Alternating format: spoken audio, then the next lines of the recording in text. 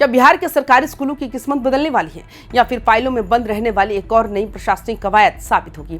क्या अधिकारियों की औचक छापेमारी और 24 घंटे चलने वाली डिजिटल प्लेटफॉर्म से बदल जाएगी हमारे बच्चों के भविष्य की तस्वीर? आखिर ऐसा क्या हो गया कि बिहार के सीएम सम्राट चौधरी को खुद लोक सेवक आवास पर शिक्षा विभाग के आला अफसरों की आपात समीक्षा बैठक बुलानी पड़ गई?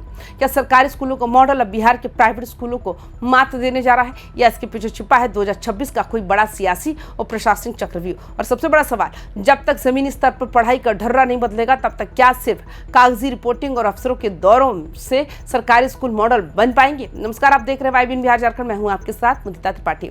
शिक्षा सुधार को लेकर दावे तो सालों से होते रहे हैं, लेकिन इस बार सम्राट चौधरी ने एक ऐसा मास्टर प्लान तैयार किया है जिसने राज्य के प्रशासनिक महकमे में हलचल मचा दी।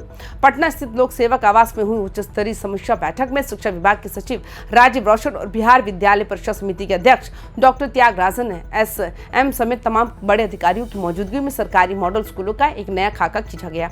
अब जरा इस पूरे प्रशासनिक फरमान के इनसाइड पॉइंट्स को समझिए कि आखिर टेबल पर कौन कौन से बड़े फैसले लिए गए। सबसे बड़ा फैसला यह है कि अब बिहार के हर एक मॉडल स्कूल की कमान सीधे तौर पर एक एक प्रशासनिक अधिकारी के हाथ में होगी। यानी अब किसी भी स्कूल में पढ़ाई कैसी हो रही है, मास्टर साहब टाइम पर आ रहे हैं या नहीं, बच्चे क्लास में मौजूद हैं या गायब हैं, इन सब की सीधी जवाबदेही उस संबंधित अधिकारी की होगी। इतना ही नहीं, अधिकारियों को सिर्फ दफ्तर में बैठकर फाइलें नहीं पलटनी बल्कि उन्हें स्कूलों का अचानक औचक निरीक्षण भी करना होगा।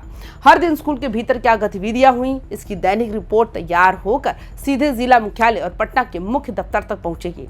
अब सोचिए, जब रोज की रिपोर्टिंग पटना के बड़े साहबों की टेबल पर पहुंचेगी तो स्थानीय स्तर पर होने वाली लापरवाही पर कितनी लगाम लगेगी।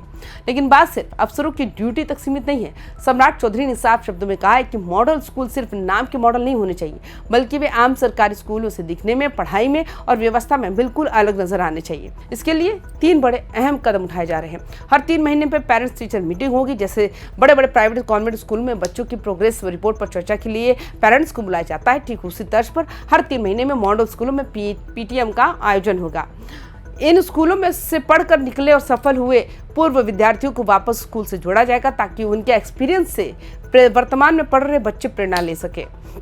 बिहार विद्यालय परीक्षा समिति के ई-लर्निंग और 24 घंटे चलने वाले इंटरैक्टिव डिजिटल प्लेटफॉर्म को और स्ट्रॉन्ग किया जा रहा है ताकि बच्चों को आधुनिक स्टडी मटेरियल और सब्जेक्ट विशेषज्ञों का मार्गदर्शन मिल सके। अब इस खबर के सबसे बड़े सियासी और सामाजिक असर को भी समझ लेते हैं। बिहार के सरकारी स्कूल में पढ़ने वाले गरीब और मिडिल वर्ग के बच्चों का सबसे बड़ा सपना होता है JEE और नीट जैसे प्रतिष्ठित प्रतियोगी परीक्षाओं का क्रैक करना। लेकिन कोचिंग की भारी भरकम फीस न देने पाने के कारण लाखों प्रतिभाशाली बच्चों का सपना टूट जाता है। राज्य सरकार ने इसी नब्ज पर हाथ रखा है। समीक्षा बैठक में निर्देश दिए गए कि मॉडल स्कूल के मेधावी छात्रों को JEE और नीट की तैयारी के लिए high quality study material, guidance और डिजिटल संसाधन मुहैया कराए जाएंगे। राजनीतिक विशेषज्ञों का मानना है कि बिहार की राजनीति में अब शिक्षा और डिलीवरी मॉडल अब एक बड़ा मुद्दा बनता जा रहा है। अगर सरकार सरकारी स्कूलों में पढ़ाई की गुणवत्ता और JEE नीट जैसी परीक्षाओं के नतीजे देने में कामयाब होती है तो ये जनता के बीच सरकार की छवि को एक अलग ही ऊंचाई पर ले जाएगा। लेकिन सिक्के का दूसरा पहलू भी है कि जो सोचने पर मजबूर करता है। कागजों पर योजनाएं बनाना और बैठकों में बड़े बड़े निर्देश देना बेहद आसान होता है, लेकिन असली चुनौती होती है इसे जमीन पर लागू करना।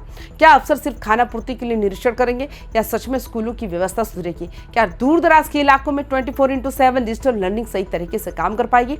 आपको क्या लगता है कि अफसरों को जिम्मेदारी देने से बिहार के सरकारी स्कूलों की हालत सुधरेगी? क्या आपके इलाके के मॉडल स्कूल में सच में बदलाव दिख रहा है? अपनी बेबाक राय नीचे कमेंट बॉक्स में लिखकर हमें जरूर बताएं। अगर आपको खबर अच्छी लगी तो लाइक शेयर जरूर करें। तमाम खबर के लिए देखते रहिए वाईबीएन बिहार झारखंड। नमस्कार।